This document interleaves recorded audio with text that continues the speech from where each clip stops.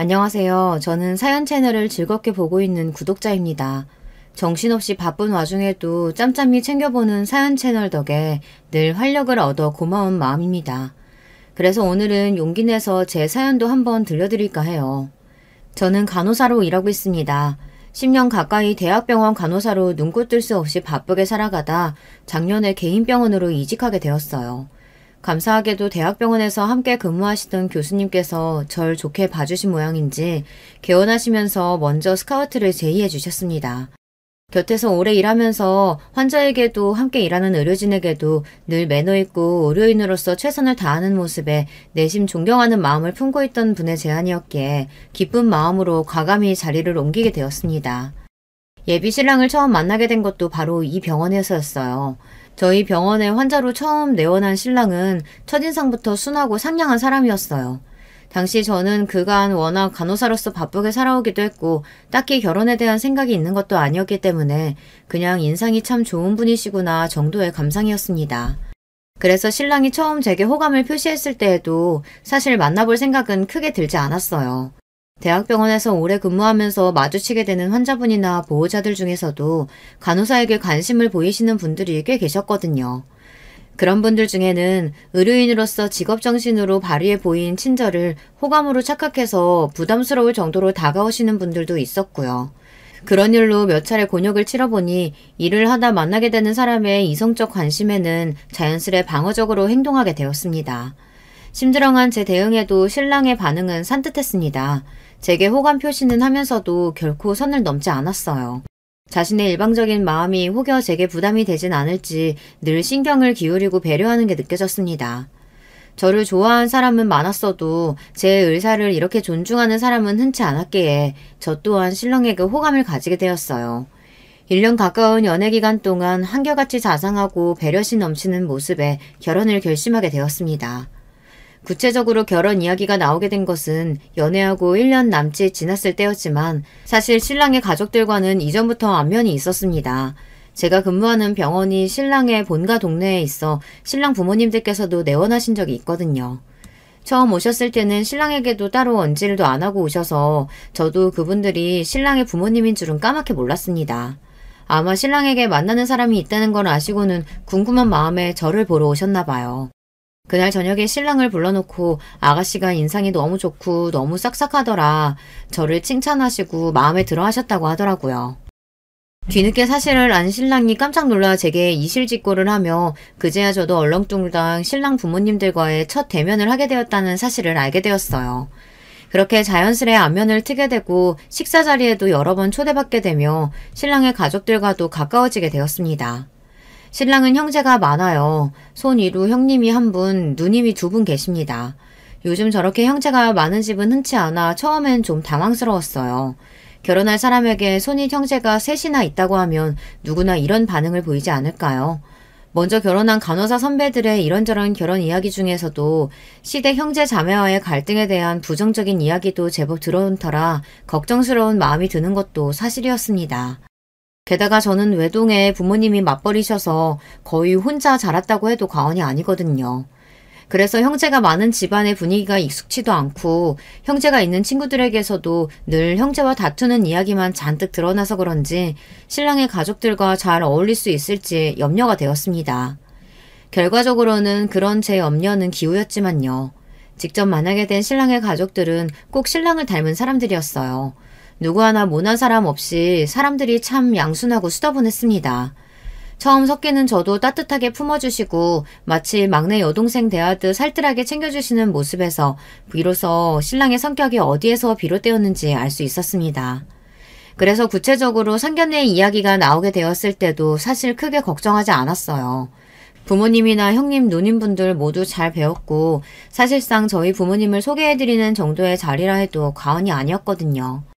저희 부모님은 처음엔 신랑이 형제가 많다는 말에 걱정스러워 하셨지만 결혼에 적극적이지 않았던 제가 결혼 이야기를 꺼낸 것을 내심 반가워하시기도 하시며 또 독립적인 제 성향을 늘 지지해 주셨기에 흔쾌히 신랑의 가족들을 만나보겠다고 말씀하셨습니다. 그렇게 상견례 날이 다가왔습니다. 저희 집은 딱히 다른 형제가 없으니 부모님 2분과 저 셋이 참석하였고 신랑 쪽에서는 부모님과 형님, 손윗동서가 되실 형님의 부인분, 누님 두 분과 아주버님 되실 형님의 매형 두 분께서도 참석하셔서 제법 북적이는 상견례 자리가 되었습니다. 누님의 남편분들도 이전에 우리 처남 여자친구분 맛있는 거 사드려야 한다며 한사코 고집을 피우셔서 몇 차례 식사를 함께 한 적이 있었거든요.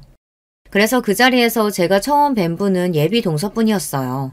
형님께 듣기로는 몇 년 전에 피부과 개원을 해서 항상 정신없이 바쁘다며 이번에도 인사를 못 시켜 미안하다며 머쓱해 하셨던 게 떠올랐습니다.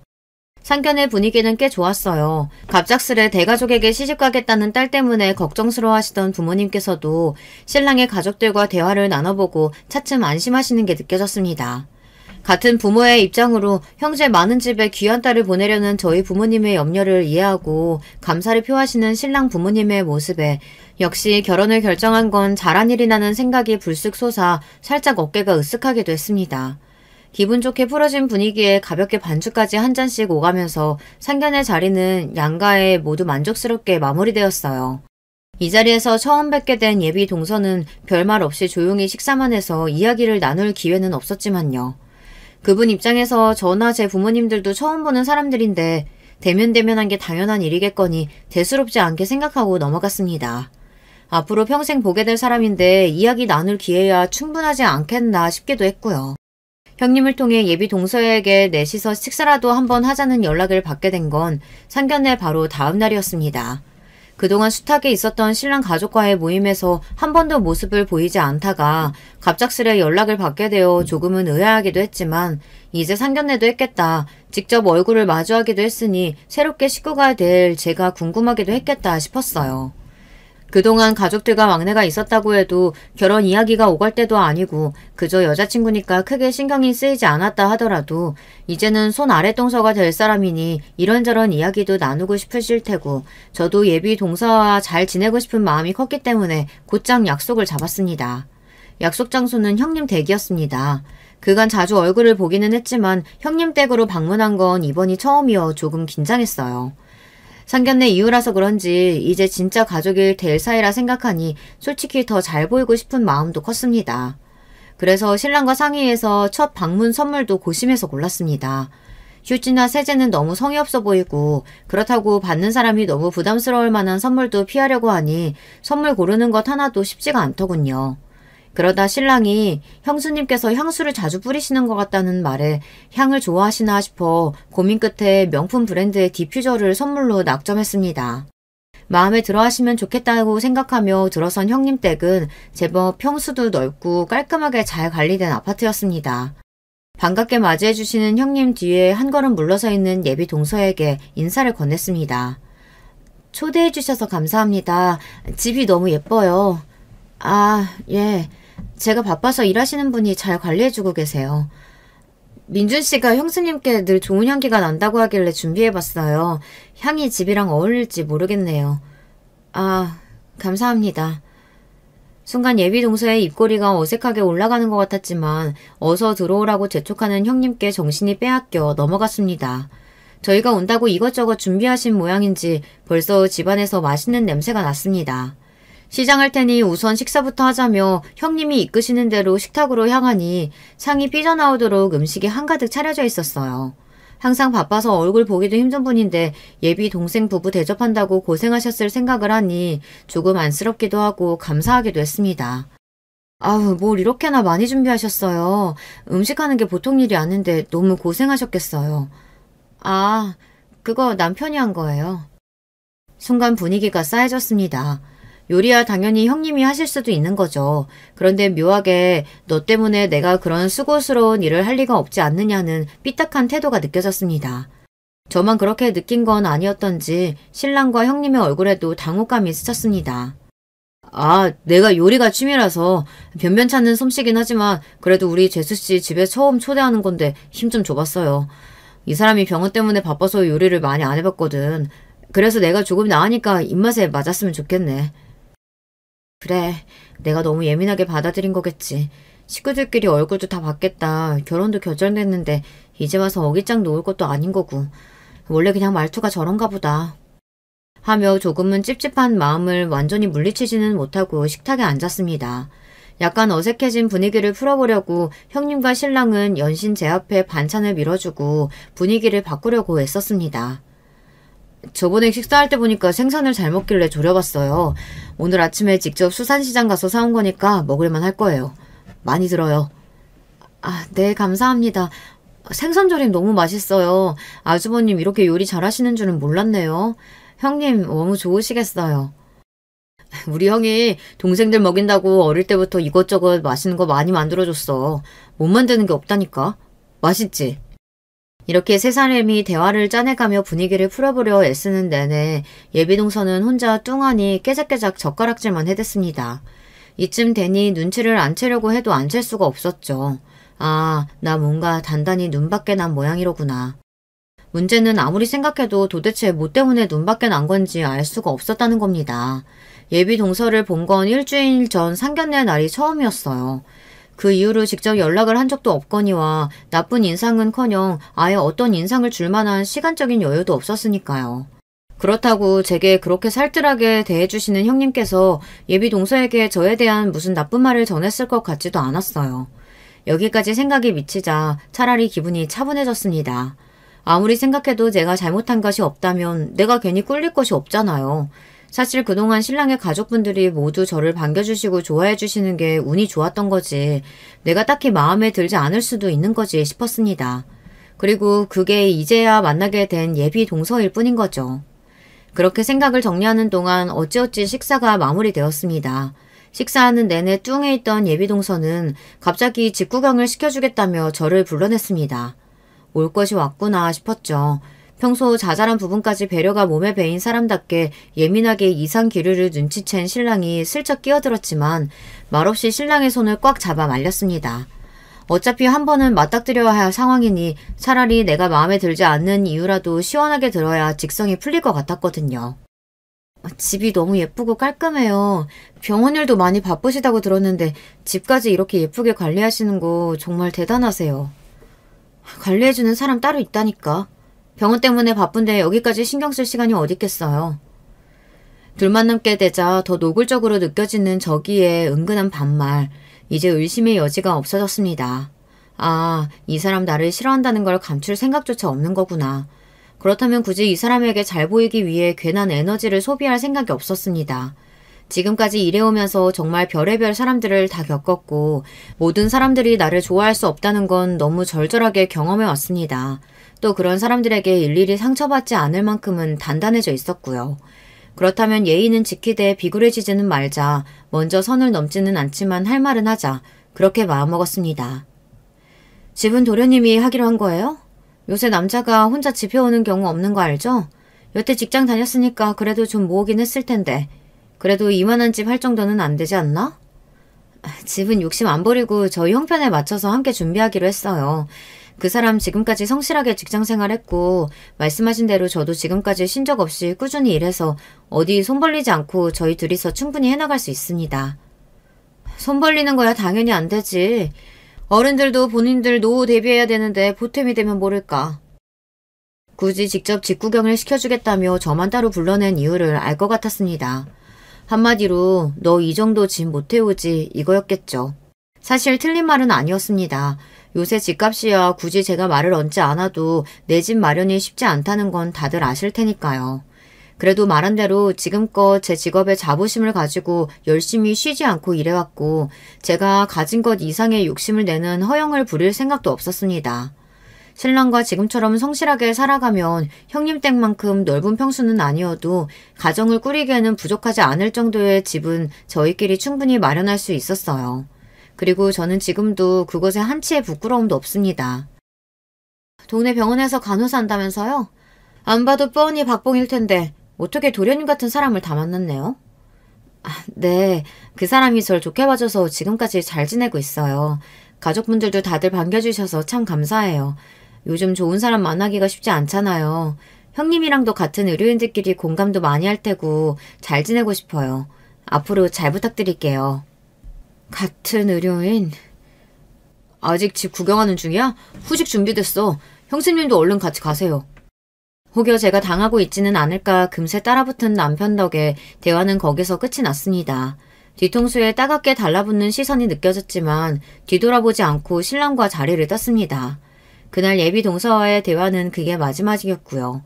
이제 완전히 분위기를 파악한 형님께서 어떻게든 제 기분을 상하지 않게 마음을 풀어주려고 애쓰시는 게 안쓰러울 정도였어요.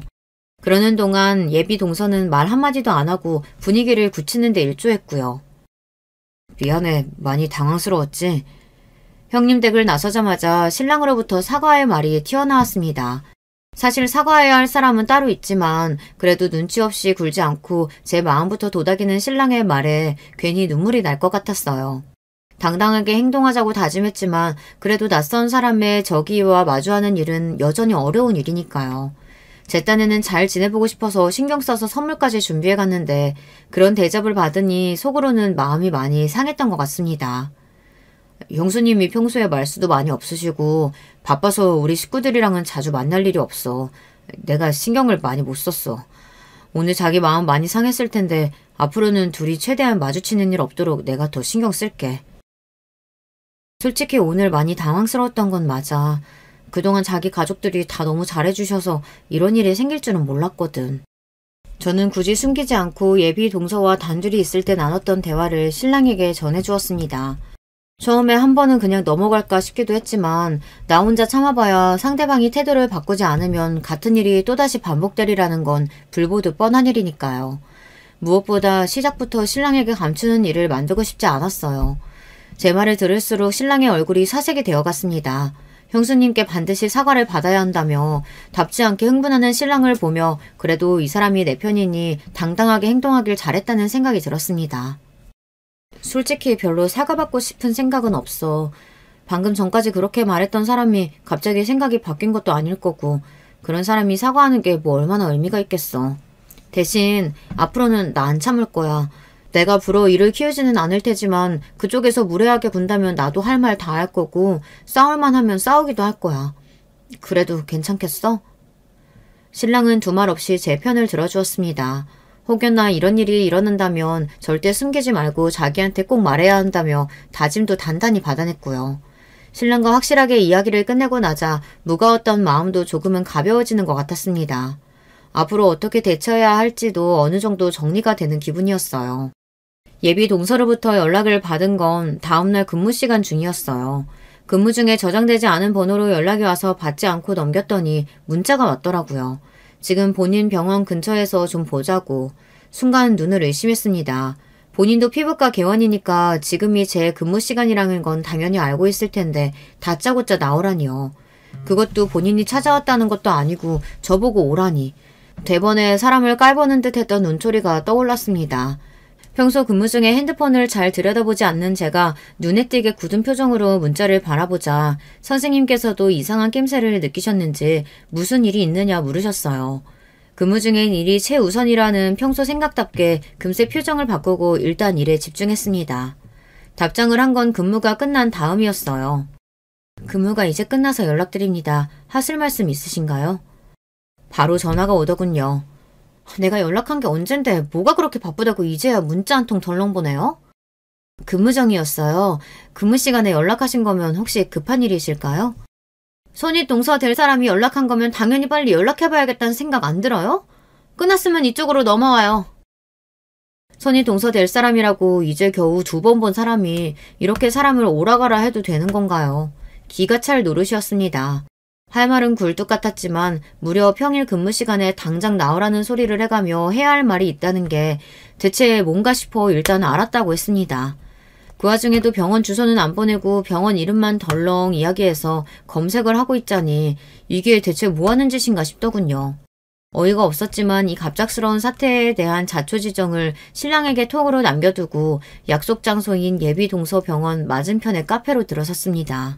바로 본인 병원 앞인데도 미리 나와 있지는 않았는지 예비 동서의 모습은 보이지 않았습니다.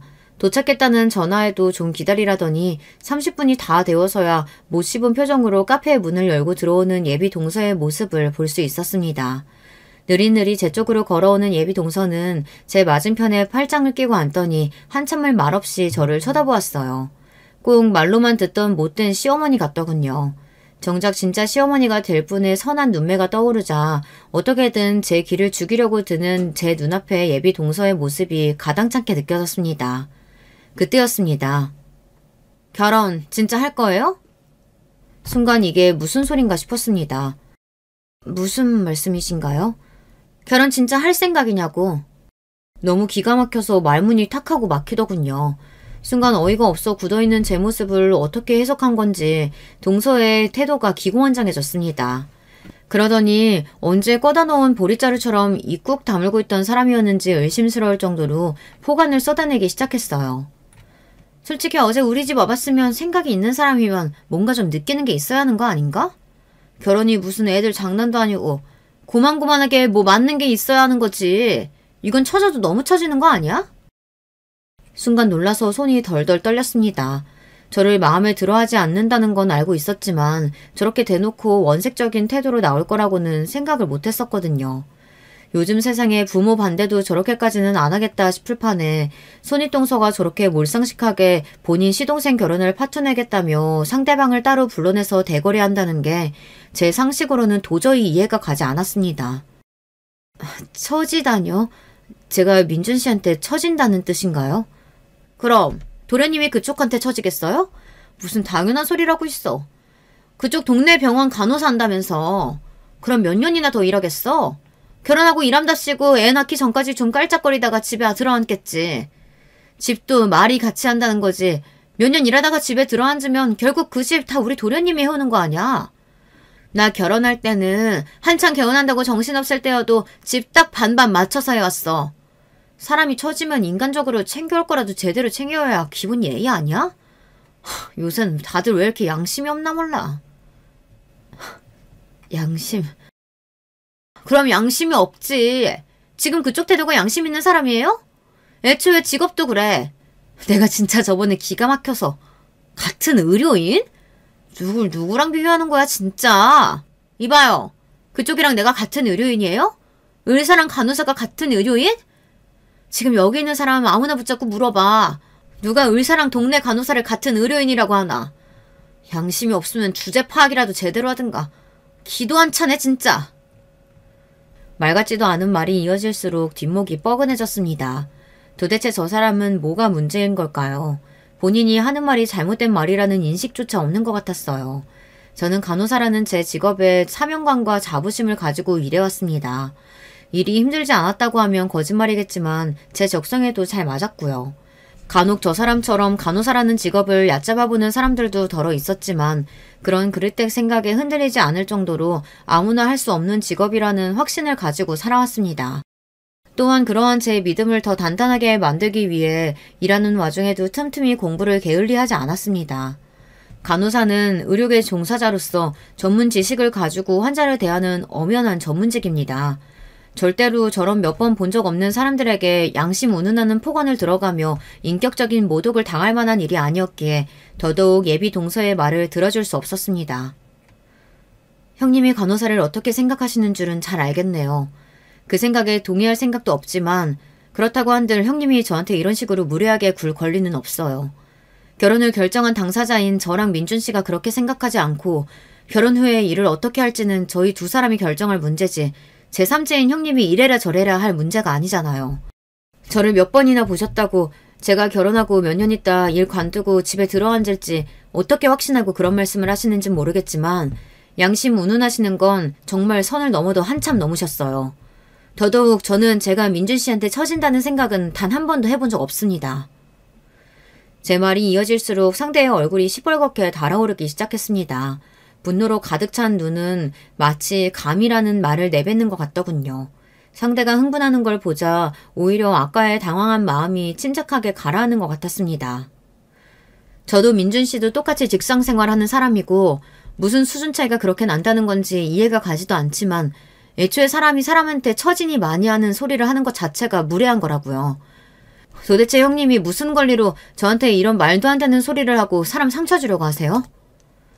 제 말의 어느 부분이 버튼이 눌린 건지 예비동서의 눈이 순식간에 뒤집히는 게 보였습니다. 그러더니 이내 주변 사람들이 있는 것도 아랑곳하지 않고 고래고래 소리를 질러대기 시작했습니다. 권리? 그럼 너보다 이 집 식구로 산 나한테 권리가 있지. 아직 들어오지도 않은 너한테 권리가 있겠니? 사람 말 따박따박 말꼬리 잡아가며 말대꾸하면서 곧 죽어도 형님 소리 하는 것도 마음에 안 들어. 결혼할지 안 할지도 모르는데 내가 왜 네 형님이야? 이쯤 되니 이건 대화가 아니었습니다. 대화할 생각이 없는 상대와 대화를 시도하는 것만큼 힘 빠지는 일도 드물죠. 그때였습니다. 수진아, 그만하고 형수님 바꿔. 순간 찬물을 끼얹는 것처럼 주변이 순식간에 싸해졌습니다. 아직 사태 파악이 채 되지 않았는데도 예비농소의 낯빛이 새파랗게 질린 것이 선명하게 보였어요. 저도 더는 대화를 이어갈 생각이 없었기에 그저 한숨만 쉬고 엎어놓았던 휴대폰을 예비 동서에게 내밀었습니다.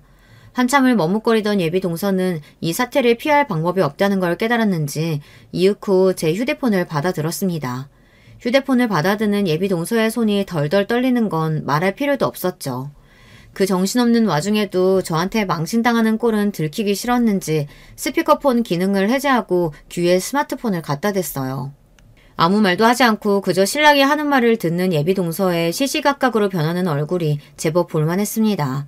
도대체 무슨 말을 하길래 아까 내게 보였던 그 오만방자한 태도는 쏙 들어가고 불쌍하기 짝이 없는 꼴이 되었는지 순간 측은한 마음이 들기도 했지만 다시 직전에 아득바득 절 깔아뭉개지 못해 안달이 났던 모습을 다시금 떠올리며 누가 누굴 걱정하나 지금 이런 상황에 처한 나나 걱정해야지 마음을 다잡았습니다. 통화가 끝났는지 예비동서는 제 쪽을 쳐다보지도 않고 테이블에 스마트폰을 올려두고는 황급히 자리를 떠났습니다. 저는 아직 끊어지지 않은 전화를 붙잡고 대체 무슨 말을 했냐고 물었지만 신랑은 묵묵부답이었습니다. 그 난리를 통화로 다 전해들었으니 신랑도 제게 얼마나 민망하겠어요. 그저 데리러 올 테니 조금만 기다리라는 말로 전화 통화를 마쳤습니다. 사실 저도 통화를 할 생각까진 못했어요.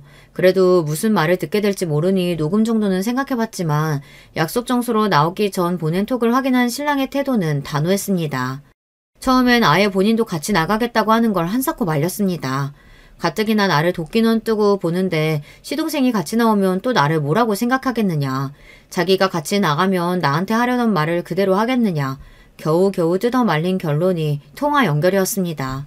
도대체 무슨 말씀을 하시려고 너한테 이렇게까지 경우 없이 행동하시는 건지 나도 직접 들어봐야겠다는 신랑의 성화에 도저히 잠재울 수 없었거든요. 그 결과가 이렇게까지 참담하리라고는 저도 예상 못했지만요. 저를 데리러 온 신랑은 제 앞에서 차마 고개를 들지 못했습니다. 한참을 말을 잇지 못하던 그는 미안하다는 말만 되풀이하더군요. 본인 잘못도 아닌데 생각지도 못한 예비 동서 때문에 본인도 당혹스러울 그가 몸둘 바를 몰라하자 보는 저는 속이 상했습니다. 앞으로 형수님 연락은 일절 받지 마. 그럴 일도 없겠지만 혹여나 연락해야 할 일 생기더라도 내가 다 알아서 할게. 앞으로 절대 부딪히는 일 없도록 할게. 미안해 정말. 저 역시 더는 이런 피곤한 일을 겪고 싶지 않았기에 신랑이 하자는 대로 따르기로 했습니다. 신랑의 가족들 모두와 정말 잘 지내고 싶었던 건 진심이었지만 제 직업적, 인간적 자존감까지 깎아가며 저를 조금도 존중하지 않는 사람에게 숙이고 싶진 않았습니다. 게다가 제가 그럴 의지가 있다고 하더라도 상대방의 타도가 변하지 않는 이상 계속해서 이런 상황이 반복될 것이니까요. 그건 형님과 각별한 사이인 신랑에게도 분명 상처가 될 만한 일이었으니까요. 그렇게 소동은 일단락 되는 듯 했습니다. 예비 동서로부터 또다시 연락을 받기 전까지는요. 야, 너 야비하게 도련님까지 끌고 오더니 내 남편한테까지 쪼르르 일러바쳤니? 네 결혼 깨질까봐 남의 가정 파탄내겠다는 거야 뭐야? 뭐 이런 독해 빠진 게 다 있어. 갑자기 벼락같이 들이친 호통에 어안이 벙벙해졌습니다. 신랑과 이야기한 후로 몇 번 예비 동서 핸드폰으로 연락이 왔지만 받고 있지 않았었는데 제가 연락을 받지 않으니 모르는 번호로 연락을 해온 모양이에요. 형님이세요? 저번에 그렇게 쏟아내고도 아직 할 말이 남으셨나요? 계속 그런 식으로 말씀하실 거면 저는 할 말 더 없으니까 이만 끊겠습니다. 별것도 아닌 게 건방지게 동네 간호사 나가는 주제에 뭘 믿고 나한테 있다 이러고는데 너 동네 장사 한 다리 건너 하나면 다 아는 사람이야. 그나마 지금 다니는 데서도 잘리고 싶어? 이런 싸가지 없는... 더 듣지도 않고 전화를 끊어버렸습니다. 아주 말끝마다 동네 간호사, 동네 간호사. 이쯤 되면 진짜 해보자는 거지 싶었습니다. 자기가 뭐 얼마나 대단한 의사길래 다른 병원 간호사 밥줄까지 끝내 만에 함부로 말하는지 화가 머리 끝까지 뻗쳐올랐습니다. 제 나름대로는 10년 넘게 성실하게 경력을 쌓으며 믿을 만한 의사 선생님께 인정받아 옮겨온 자리였거든요. 그런 제 노력을 제대로 알지도 못하는 사람이 폄하하는 게 마치 제 인생 자체를 부정당하는 기분이었어요. 동네 간호사가 뭐 어때서요? 당장 본인도 동네 간호사 도움받으면서 병원 꾸리고 있을 텐데 이런 식의 몰상식한 태도는 도저히 용납할 수가 없었습니다. 여러분이라면 가만히 참고 계실 수 있으신가요? 네, 저는 더는 참지 않기로 했습니다.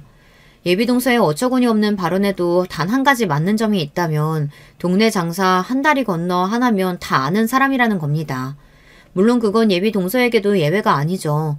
간호사 밥줄 그렇게 함부로 경솔하게 언급하는 사람이 본인 병원 간호사라고 극진히 대접해 줄까요? 저는 그날 바로 피부과에서 근무하는 동료 간호사들에게 연락을 돌렸습니다. 예비 동서의 피부과가 제가 근무하는 지역과 그리 멀지 않은 탓에 연결고리는 금방 찾을 수 있었어요. 아니나 다를까 그간 전적이 아주 화려하더군요. 전공의 과정을 끝내자마자 전문의 과정을 거치지 않고 페이닥터로 다른 개원회 밑에서 여러 번 자리를 옮겨가며 일하다 3년 전에 자신의 병원을 개원했다고 하더라고요.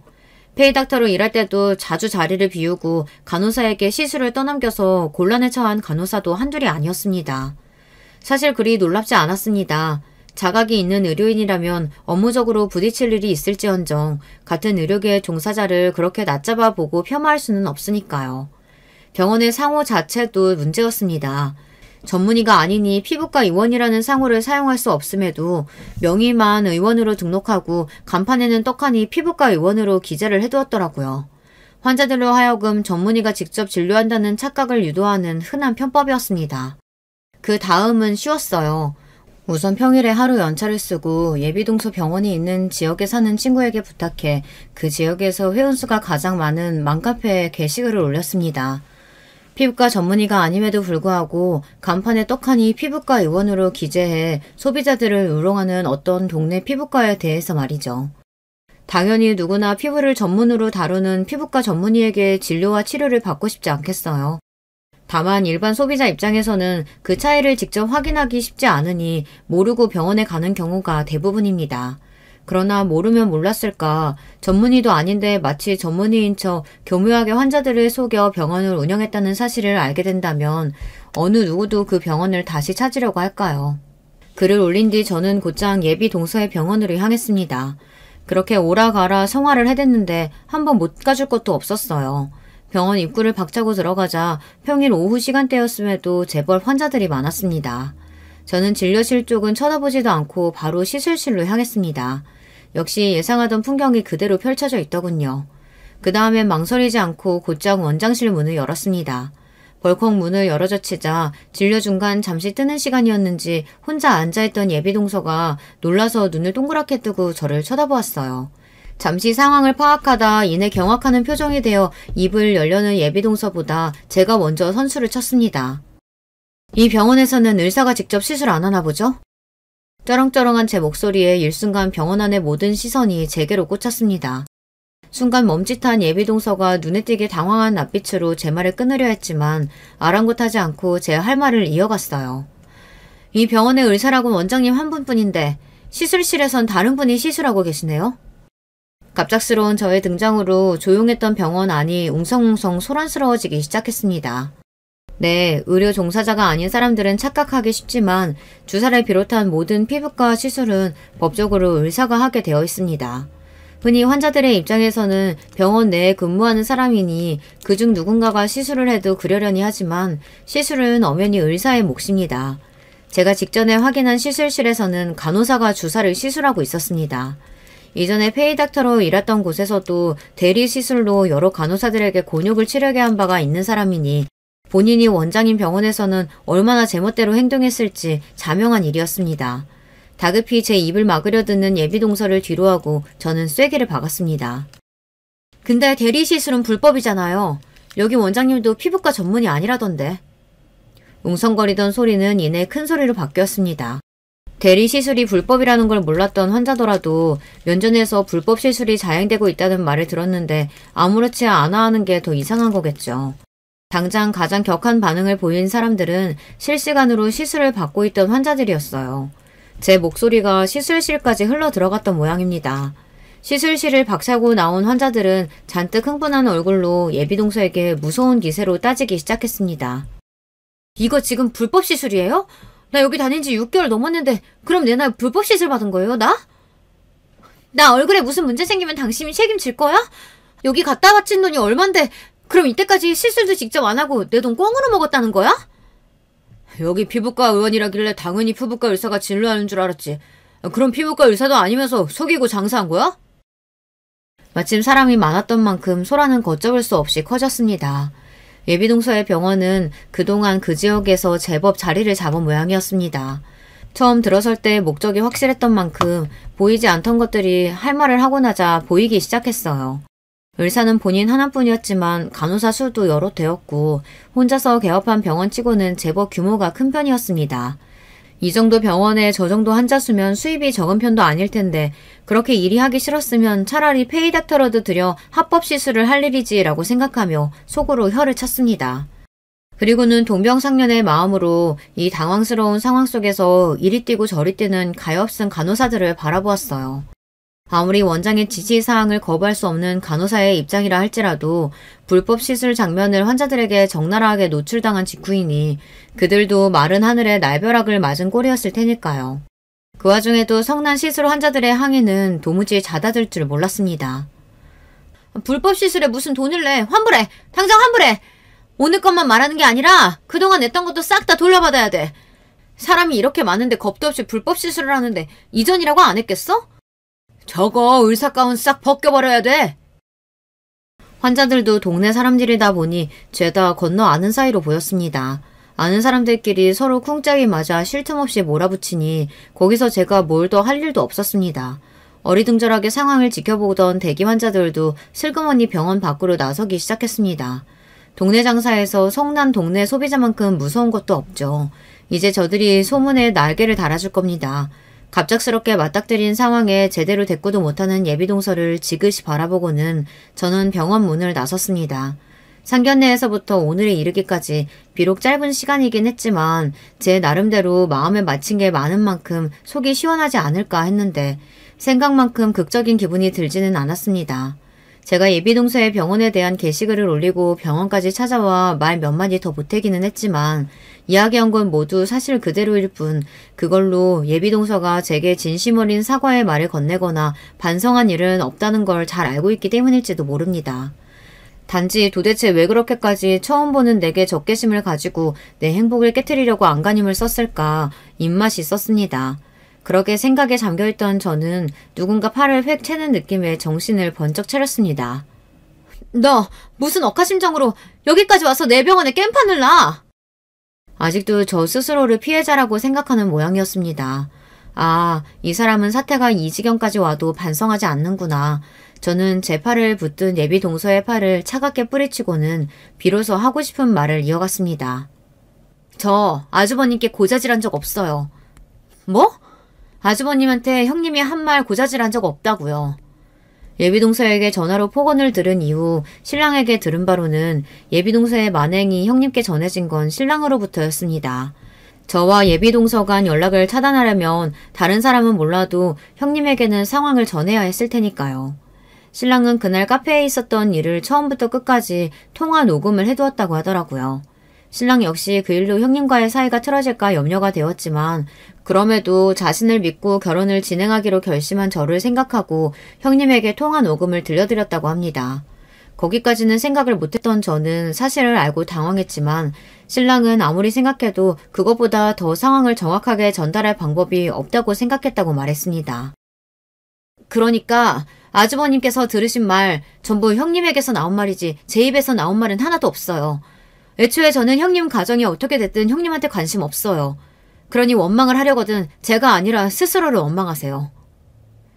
예비동서는 순간 할 말을 잃은 모양이었습니다. 예비동서와 형님 사이를 이간질하는 사람이 저라고 한치의 의심도 하지 않은 것 같아 보였어요. 아랑곳하지 않고 저는 제 할 말을 담담히 계속했습니다. 동네 간호사를 하도 무시하셔서 그래도 의료인으로서 자긍심은 지키실까 했는데 그것도 아니었네요. 애초에 형님은 저를 무시할 수 있는 자격이 없는 사람이에요. 형님 같은 사람한테 비하당할 만큼 저 간호사로서 허투루 살지 않았어요. 제가 싫으셨으면 그냥 속으로 싫어하시는 것만 하지 그러셨어요. 어차피 서로 피하려고 하면 충분히 피할 수 있었을 텐데. 지금은 아니지만 처음에 형님이랑 정말 잘 지내고 싶었던 건 진심이에요. 이제부터 저는 형님은 없는 분이라고 생각할 테니 형님도 그렇게 알고 지내셨으면 좋겠네요. 제 할 말을 마친 저는 후련한 마음으로 돌아섰습니다. 결말이 좋지는 않았지만 그래도 나중에 마음에 맺힌 것 없도록 당사자에게 다 털어냈고 미련이 남을 것 같지도 않았습니다. 물론 결혼을 준비하는 와중에 뜻하지 않게 겪지 않아도 될 좋지 않은 일들을 겪게 되었지만 모든 사람이 다 내 마음 같을 수는 없는 거겠죠.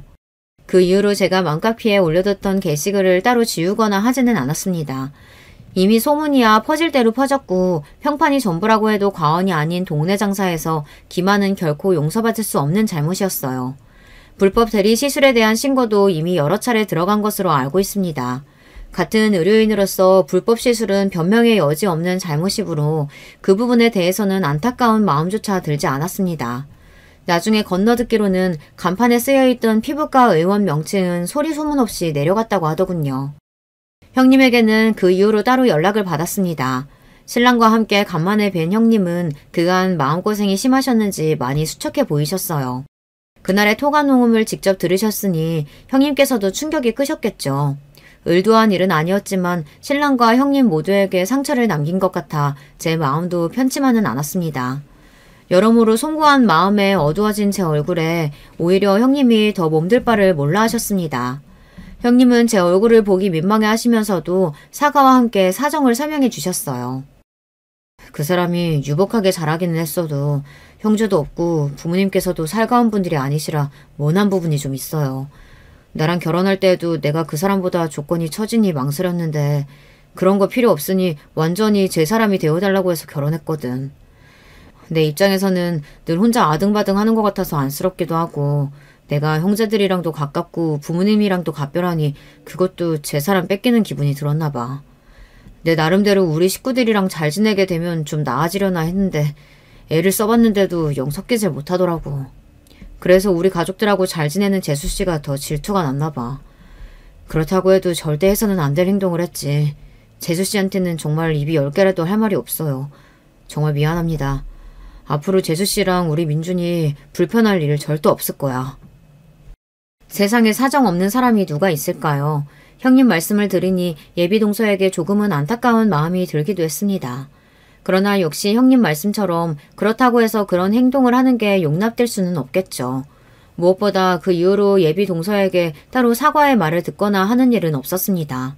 충분히 예상한 일이었기에 별 다른 생각은 들지 않았어요. 그보다 이 일로 혹여나 신랑과 형님의 사이가 틀어지지 않을까 걱정했던 일이 일어나지 않았다는 것으로 만족하기로 했습니다. 결과적으로 결혼식은 가족들의 사랑과 배려 속에서 행복하게 잘 치러졌습니다. 이제는 정말로 법적으로 제 손윗동서가 된 예비동서만 빼고요. 그 과정을 가족들에게 이해시키기 위해서 신랑과 형님이 나머지 가족분들에게 어떤 이야기를 했는지 저는 구체적으로 알지는 못합니다. 신랑과 형님은 제가 했던 약속 그대로 그 이후로 제가 동서 때문에 불편한 일은 일절 만들지 않았습니다.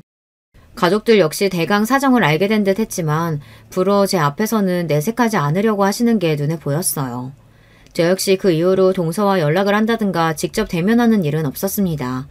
여전히 저를 살뜰하게 잘 챙겨주시는 시댁 가족들을 볼 때면 가끔 이 사이에서 어울리지 못했다는 동서가 문득 생각날 때도 있었지만 그저 이렇게 지내는 관계라는 것도 있는 거겠죠. 물론 모든 식구가 처음 만났을 때처럼 화목하게 오순도순 지낼 수 있다면 그보다 더 좋을 수는 없겠지만요. 저를 위해서도 또 형님을 위해서도 서로 거리를 두고 각자의 삶을 살아가는 게 나을 수도 있다는 점을 받아들이고 지내기로 했습니다. 지금까지 이렇게 지내는데 클 불만은 없습니다. 저는 제 결혼 생활과 시댁 식구들과의 관계에 충분히 만족하고 있고 여전히 간호사로서 하루하루를 열심히 살아가고 있습니다.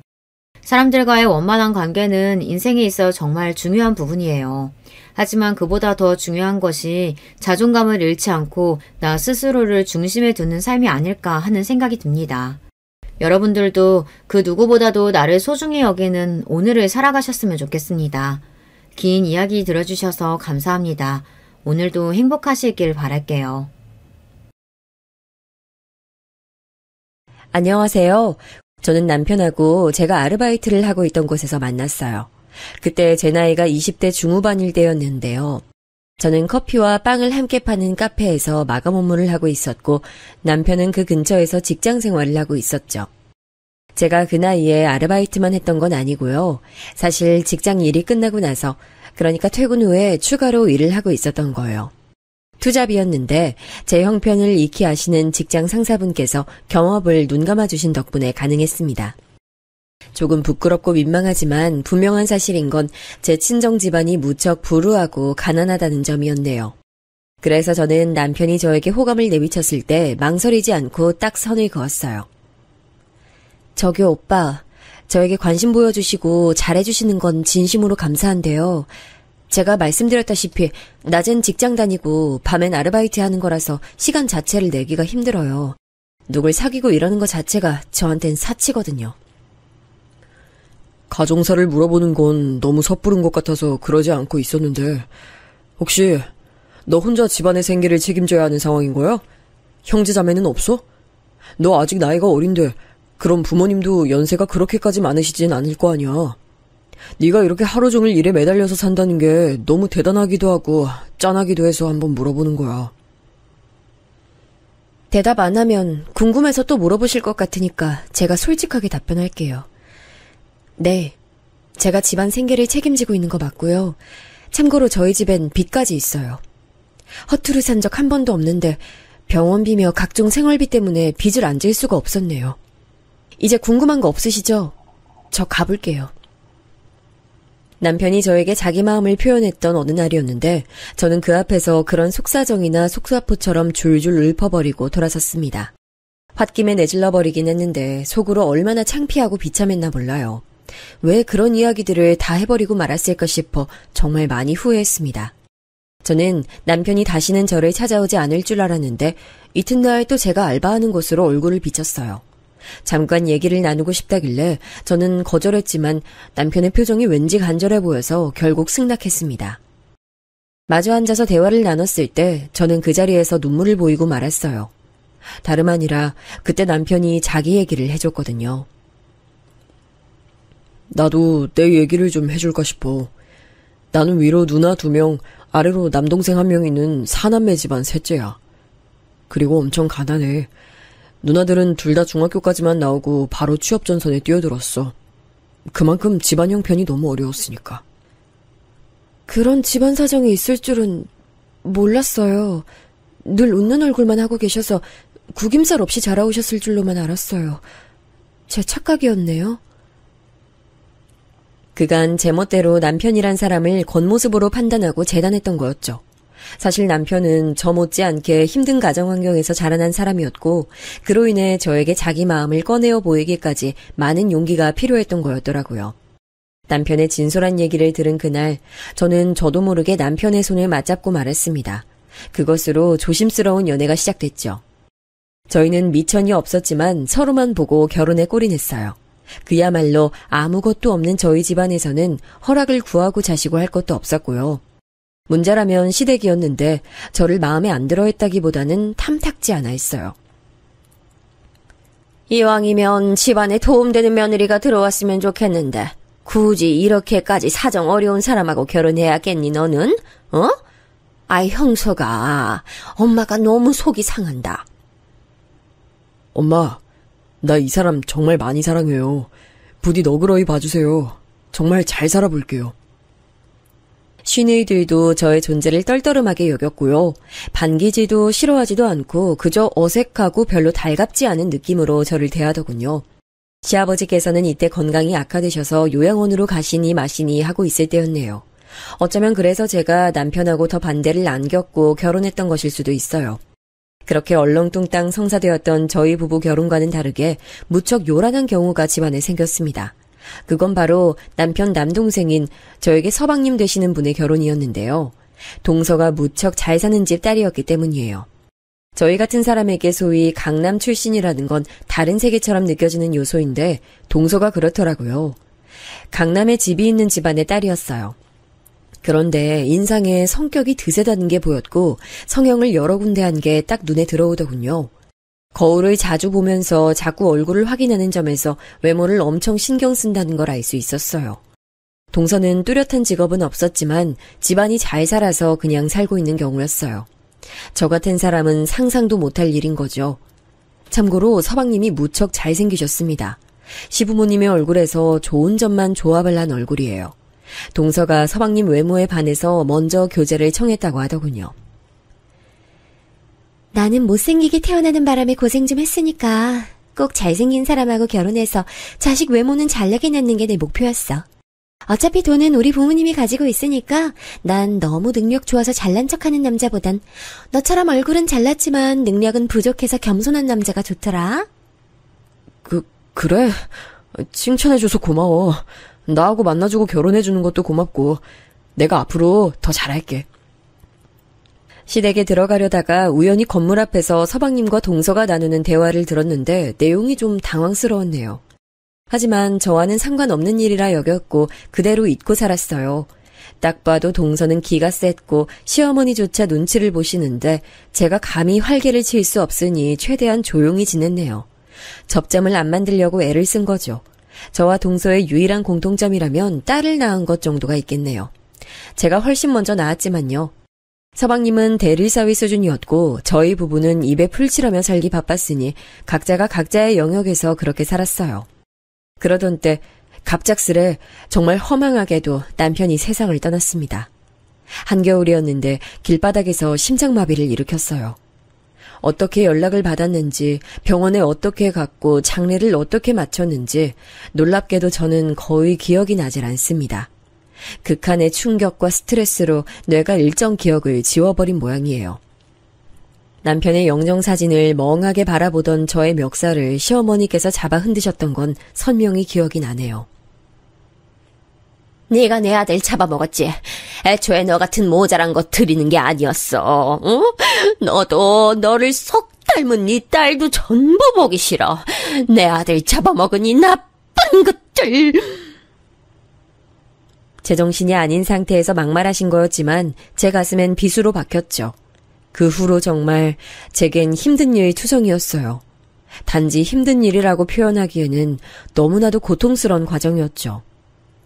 저희 친정아빠가 도박에 빠지셔서 빚만 1억 4천만 원을 졌습니다. 지독한 가난의 굴레가 끝내는 친정아빠의 목을 조른 모양이었어요. 강력한 유혹을 못 견디신 거였죠.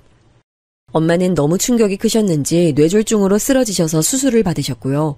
그 모든 과정, 거기에 드는 비용, 남겨진 빚, 이런 것들이 제 숨통을 조이는 족쇄가 됐습니다. 어린 딸아이 하나 건사하기도 벅찬 저에겐 마치 지옥과도 같은 상황의 연속이었어요. 그러다 보니 어느새 딸아이 생일이 온 것도 모르고 제가 일을 하고 있었더라고요. 간신히 알아차렸어요. 달력에 딸아이가 자기 생일이라고 표시한 걸 제가 본 거죠. 당장 선물 사줄 돈이 없는데 정말 참담했습니다. 그날 공장에서 일을 하는 내내 정말 한숨만 나왔어요. 퇴근길엔 뭐라도 사가야 할 텐데 싶었죠. 귀가하던 제 눈에 햄버거 전문점에서 붙여놓은 광고 전단이 보였어요. 그 햄버거를 구매하면 귀여운 캐릭터가 달린 작은 열쇠고리를 함께 주는 행사를 하고 있다는 그 광고 전단을 저는 어느새 뚫어지게 쳐다보고 있었죠. 수중의 돈을 확인해본 저는 딱 이걸 구매할 수 있는 금액이 있다는 걸 알았어요. 홀린 듯이 매장에 들어가서 그걸 주문했네요. 포장용으로 나온 햄버거 꾸러미를 손에 드는데 저도 모르게 울컥하더군요.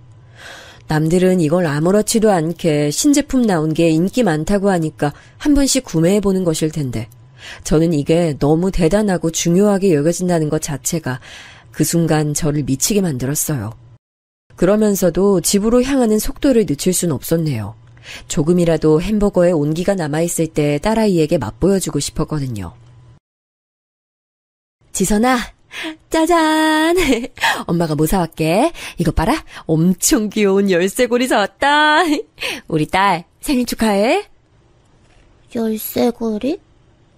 엄마, 근데 그거는 열쇠가 있어야 쓸모 있는 거 아니야?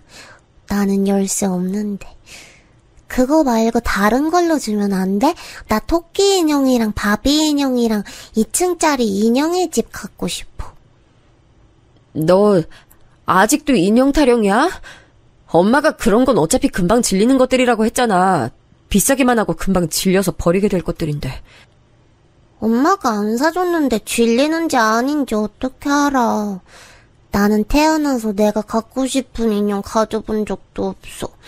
혜진인 나보다 아직 애기인데 인형 엄청 많아.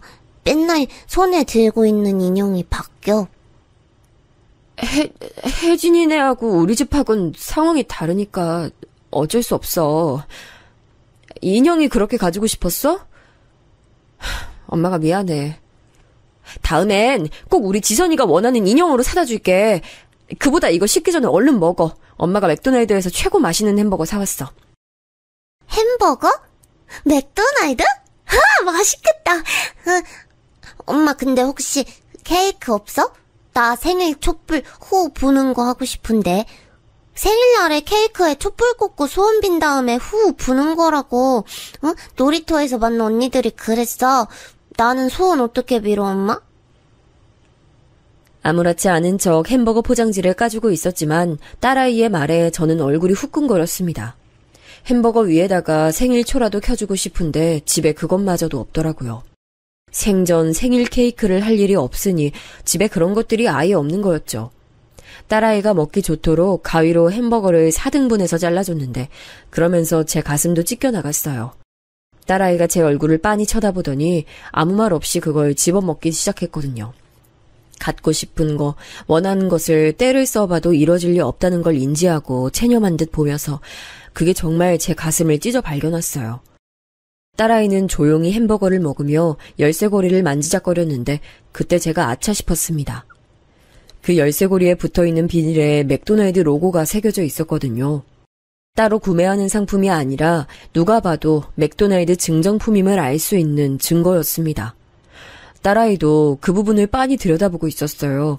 하지만 아무 말도 않고 햄버거를 마저 먹더군요. 근데 엄마 안 먹어? 엄마는 햄버거 없어? 응? 아니야. 엄마는 밖에서 많이 먹고 들어왔어. 우리 지선이만 맛있게 먹으면 돼. 나 이제 배불러서 그만 먹을래. 햄버거 그만 먹고 싶어. 왜? 더 먹지 않고. 아직 2조각이나 여기 남았잖아. 지금 먹기 싫으면 이따가 마저 먹어. 엄마가 이거 잘 밀봉해 놓을게. 아무 때나 먹을 수 있는 햄버거도 아닌데 이런 기회에 잘 먹어야지. 딸아이가 남긴 햄버거를 챙기면서 무의식적으로 중얼거린 저는 이내 한숨을 내쉴 수밖에 없었네요. 아무 때나 먹을 수 있는 게 아니라느니 딸아이 앞에서 그런 표현을 쓰고 싶었던 건 결코 아니거든요. 제가 변명이라도 해보고 싶었는데 딸아이가 어깨를 축 늘어뜨린 채로 자리를 뜨는 모습에 말문이 턱 막히고 말았습니다.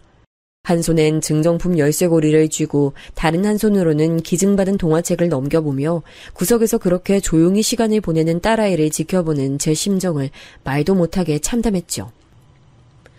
지금도 이렇게 막막한데 앞으로 1년, 2년 더 지나면 어떻게 될까? 그때가 됐다고 뭔가 상황이 나아지고 해결이 될까? 하늘에서 돈벼락이 떨어지지 않는 이상 절대 불가능하겠지. 지선이가 학교 다니면 이제 친구들하고 확연히 사는 수준이 비교될 테고 사교육도 어려우니 학업도 뒤처질 테고 그렇게 남들보다 못한 출발선에서 인생 시작했다는 걸 지선이도 점점 알 텐데 나는 왜 잘난 인생도 아니면서 뭘 물려주려고 아이를 낳았을까? 내가 무슨 오만으로 그리 굴었을까? 제 자신에 대한 혐오가 치밀어 올랐어요. 간신히 버텨왔을 뿐 저는 내내 정신적으로 지쳐 있었던 상태였기에 점점 걷잡을 수가 없었죠. 둘도 아니고 딱 하나 있는 내 새끼 생일날에 번듯한 선물 하나 사줄 수 없는 부모. 과연 이게 부모 자격이나 있는 것인지. 자식은 이런 부모 밑에서 태어나고 싶어서 태어난 게 아닐 텐데 그럼 너무 불행한 일생이 아닐지 이런 생각들을 하면서 저는 차라리 내가 죽는 게 내 딸에겐 낫지 않을까 하는 결론까지 도달했습니다. 저 같은 엄마는 영특한 제 딸아이의 인생에 앞으로 걸림돌로 작용할 것만 같았어요. 침대 하나 없이 바닥에 이불 깔고서 곤히 잠든 딸아이의 인생은 이 좁은 공간보다 부디 큰 세상이기만을 바랐습니다. 이때 제가 너무 정신적으로 우울하고 피폐했어요. 어린 딸을 보며 어떻게든 힘을 내고 견뎌내야 하는데 자꾸만 구겨진 햄버거 포장지가 제 눈에 들어왔죠. 딸아이 생일날 간신히 햄버거나 사주면서 맥도날드의 인기 제품이라는 소리나 하는 제 처지가 초라하고 볼품없었습니다. 공장에서 일을 하는 동안에도 제 기분과 마음은 공허하게 어딘가로 떠나 있었죠. 휴게 시간을 이용해 바람을 쐬고 싶어서 근처 빌딩에 올라가 본 저는 무심코 그 난간 앞에 서서 빤히 아래를 내려다봤습니다. 여기서 떨어지면 어떻게 될까? 아플 거란 생각보단 자유로워질 거란 생각이 훨씬 앞서더군요. 아, 이러면 안 되지 싶어서 얼른 발길을 돌렸었습니다만 저는 그 후로도 자꾸만 그 빌딩의 꼭대기를 오며 가며 올려다봤어요. 심적으로 기대고 의지할 데가 없어서 위태했던 그때 저는 시댁에서 연락을 받았습니다. 올해 형석이 기일인 목요일이라서 모이기도 힘들고 또 그 주말엔 다들 일정이 이미 있다 하고 그래서 차라리 한 주도 이르게 그냥 모여서 얼굴들이나 서로 보고 밥 한 끼 먹으면 좋겠네. 네 생각은 어때? 아, 저는 어머님께서 정하신 대로 하는 거죠. 연락을 무슨 일로 주셨나 했더니 오빠 기일 문제를 이렇게 미리 상의를 주시네요. 아주 감사합니다. 너 지금 나를 비꼬는 거야? 내 피 같은 자식 떠나보내고 힘들어도 너보다 100배 1000배로 힘든 게 바로 나야. 내가 너무 여태까지도 속이 문드러져서 아무것도 못하고 지금도 간신히 너한테 연락하는 건데 네가 그런 식으로 말을 하면 나는 뭐 어쩌라는 거야? 죽으라는 거야? 아니에요. 그런 거 아니고요. 무튼 알겠으니까 한 주 이르게 뵙는 걸로 저도 그렇게 할게요. 그때 봬요. 저는 지끈거리는 머리를 부여잡으며 전화를 끊었죠. 당장이라도 그만 살고 싶고 다 놓아버리고 싶은 마음만 가득했던 저였는데 대뜸 시어머니께서 발끈하시는 걸 들으니 정말 진절머리가 쳐지더라고요. 저는 며느리이고 어쨌든 피 한 방울 안 섞인 남이니까 그렇다 쳐도 당신 아들의 피를 이은 손녀는 궁금하지도 걱정되지도 않으신 모양인지. 이런 걸 따지고 싶은 게 본심이었지만 전부 관뒀네요. 어쨌든 제가 세상을 떠나기라도 하면 제 딸아이는 시어머니께서 키워주실 가능성이 높다고 저는 그 계산까지 했었어요. 시댁에는 동서라는 돈줄이 어쨌거나 있었기 때문에 제 친정보다야 현실적으로 사정이 나았으니까요. 저는 오랜만에 시댁으로 가는 김에 그때 동서를 본다면 대화를 잘 나눠봐야겠다는 생각을 했습니다.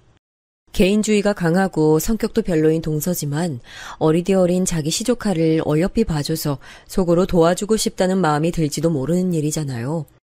저는 그런 심란한 생각들을 복잡하게 하며 그날 딸아이의 옷을 최대한 깔끔하게 신경 써서 잘 입혀갔습니다. 시누이들이 저를 보자 떨떠름한 표정을 하며 눈짓으로 인사해줬고요. 저는 고개 숙여서 꾸벅 인사를 올린 것과 상반됐네요. 이윽고 시어머니께서 다가오셨죠. 너 이제 왔니? 그래. 지선이도 왔구나. 우리 지선이는 갈수록 자기 엄마만 쏙 빼닮아가네. 어째 이렇게 외탁을 했을꼬? 어머님, 아이 보시자마자 그런 말씀 하시는 건 아닌 것 같은데요. 저희 아이 오빠랑 저를 골고루 닮기도 했고요. 얘는 참 무슨 인사치레 한 번을 못하게 하니. 아이 콧대 높게 도도하게 굴어야 할 며느리는 정작 따로 있는데 왜 얘가 이러는 거야? 아유, 난 참 이해가 안 된다. 아이고, 우리 형석이가 어쩌다 이렇게 초복이 박복했는지. 시어머니께서 그렇게 말씀하시는 게 너무 기가 막혀 저는 그저 쓴웃음만 지었어요.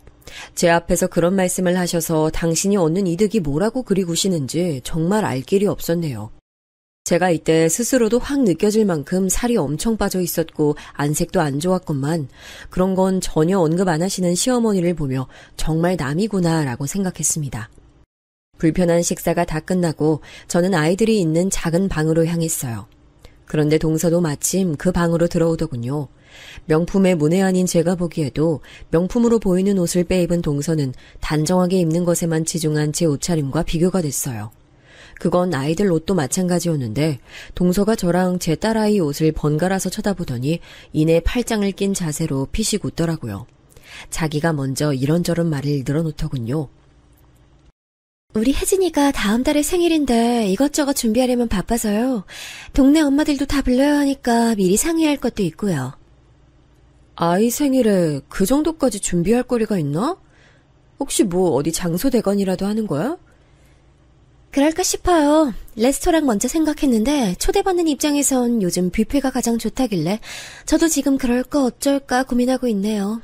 아이들도 기본적으로 뷔페 가면 많이 먹진 못하더라도 구경하고 음식 종류 배우고 이러는 것들 재밌어 하잖아요. 괜찮겠죠? 그러고 보니까 지선이는 생일날 뭐 했어요? 올해 생일 이미 지났나? 동서가 그렇게 묻는데 갑자기 제가 꿀먹은 벙어리라도 된 것처럼 입이 다물리더라고요. 제 난처한 표정을 보면서 동서는 피식 웃었죠. 그러더니 자기 딸하고 손장난치며 놀고 있었던 제 딸을 부르더군요. 지선아, 우리 지선인 생일날에 뭐하고 놀았어? 선물 뭐 받았어? 어디 좋은 데 놀러 갔어? 네?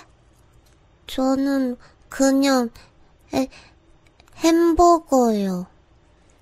당황한 딸아이가 얼버무리듯이 그렇게 대답해버렸고 동서는 기가 막히다는 눈빛으로 그러면서 인매는 웃으며 저를 바라봤습니다. 불가항력적으로 저는 얼굴이 뜨거워지는 게 느껴졌어요. 애써 침착한 목소리를 내봤지만 동서는 코웃음 치더군요. 아, 햄버거를 워낙 좋아해서 그거 사줬어. 근데 혹시 동서가 더 맛있는 거 사주겠다고 하면 사양하진 않을게. 어머, 정말요? 그럼 그럴까요? 우리 지선이 한창 잘 먹고 잘 클 나이인데 생일에도 꼴랑 햄버거 먹었다는 게 저는 왜 이렇게 마음이 아플까요? 정말 그걸 먹고 싶어서 먹은 게 아니라 기껏 먹은 게 그 정도 수준이었다는 것이 훤하게 읽혀서 그런 걸까? 우리 혜진이 생일날 뷔페에서 파티하게 되면 지선이도 초대해줄까 싶네요. 뷔페, 초대라는 단어가 솔깃했는지 딸아이가 얼굴이 금세 환해졌어요. 그걸 보니 제 심장이 철렁 내려앉더군요. 이렇게라도 딸아이가 멋진 뷔페에 가서 체험을 하게 된다면 좋을 거란 생각이 들었어요. 바로 그때 동서가 믿을 수 없는 말을 제 딸아이에게 꺼냈습니다. 그런데 어쩌지? 이 세상엔 공짜가 없는 법이거든. 원하는 게 있으면 값을 내야 하는 게 당연한 거야. 우리 지선이도 이 정도는 알고 있지? 슈퍼에 가면 돈 내고 물건 사잖아. 뷔페에 가고 싶으면 값을 내야 되는 거야. 저는 돈 없는데요. 뷔페는 음식 아주 많이 있는 곳 아니에요? 그런 데는 비싸니까 저는 돈이 없는데. 어머나, 그래? 그럼 어떡할까? 춤이라도 출래? 우리 혜진이가 춤을 엄청 좋아하거든? TV 화면에 가수 무대 나오면 꼭 시선 고정한다니까? 지선이가 동생 위해서 춤 좀 춰봐. 잘 추는지 보고 나서 합격인지 불합격인지 알려줄게. 어? 뭐해? 얼른 일어나서 춤 안 추고. 지선아, 너 뷔페 안 가고 싶어? 이런 기회가 또 올 것 같아? 태어나서 그렇게 화가 난 적은 맹세코 처음이었습니다. 사람이 순간적으로 너무 화가 나면 뒷목이 저릿하고 눈앞이 어지럽다는 걸 그때 제가 경험했네요. 딸아이가 쭈뼛거리면서 자리에서 일어난 순간 저는 손으로 동서를 밀쳤습니다. 동서, 지금 뭐 하는 거야? 지금 나랑 아이를 조롱하는 거야? 집안에 돈 좀 있으면 다야? 그러면 사람을 이렇게 낮잡아보고 무시해도 돼? 어디서 지금 사람을 치고 난리예요? 기가 막혀. 싫은 소리 안 듣고 싶으시면 그따위로 살지 마셨어야죠. 가진 거 없고 이런 거 하나도 없는 인생 주제에 뭐가 떳떳하고 잘났다고 지금 저 밀치면서 눈알 부라려? 동서, 입 조심해. 본인이야말로 자기 힘으로는 하나도 한 거 없고 잘난 것도 없고 그저 부모 잘 만나서 호의호식하는 주제.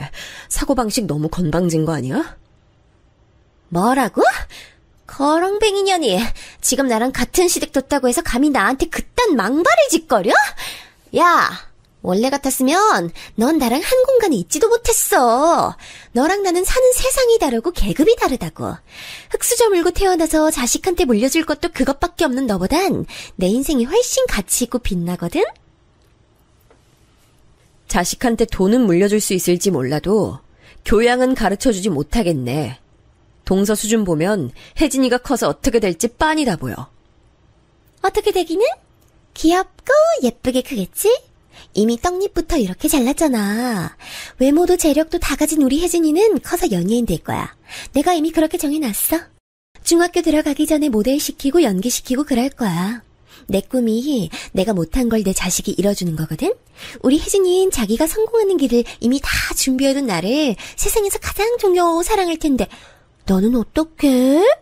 자기한테 시궁창 같은 현실만 보여주는 너를 과연 지선이가 존경하고 사랑해 줄까? 동서가 손으로 입을 가리고 푸흡 소리를 내면서 계속 웃어대는데 정말 속이 뒤틀리더군요. 이렇게 못돼 처먹은 사람은 난생 처음이었습니다. 제가 더 이상 참을 수 없어서 동서의 뺨을 한 대 날리려 했는데 바로 그때 제 딸아이가 울기 시작했어요.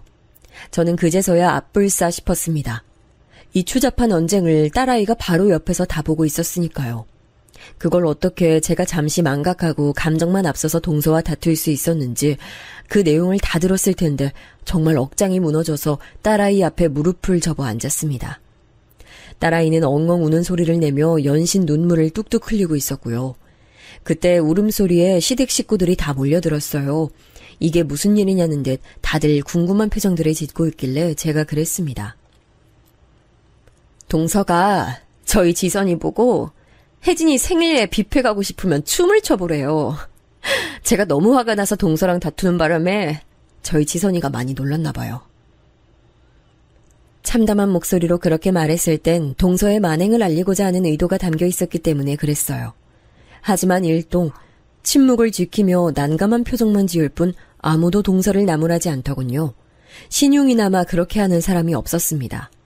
어이가 없어서 서방님 쪽을 쳐다봤어요. 이건 정말 너무한 거라고 그렇게 생각하지 않으세요? 서방님이 동서한테 따끔하게 한마디 해주셔야 하는 일이라고 저는 그렇게 봅니다. 아, 글쎄요, 형수님. 저는 지금 이게 무슨 일인지 잘 모르겠네요.